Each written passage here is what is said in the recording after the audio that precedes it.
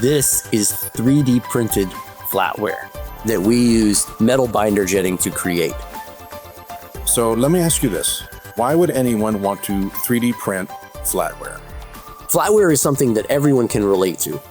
It can often be delicate, intricate, and beautiful. What metal binder jet will allow for is a tool-free manufacturing process where you can print thousands of different sets, and each one is unique. That is impossible to do with traditional manufacturing. Where did you get this sticky bun? That is from a bakery called Codo, Newport, Rhode Island. This is their coveted cinnamon roll, which they make twice a day, and lines go out the door for this stuff. Well, this sticky bun is amazing. I agree. So can you kind of just talk me through the process of what it took to make these parts?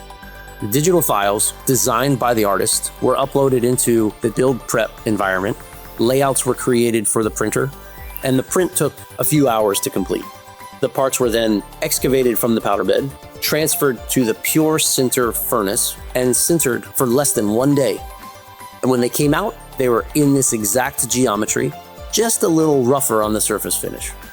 The parts could then be lifted right off of their setters and dropped into a polishing environment, where you start with a very coarse media, and then you switch the media to progressively smaller and finer media that ultimately polishes the part until you use a burnishing material at the end, maybe like a corn cob that leaves a beautiful shine at the end.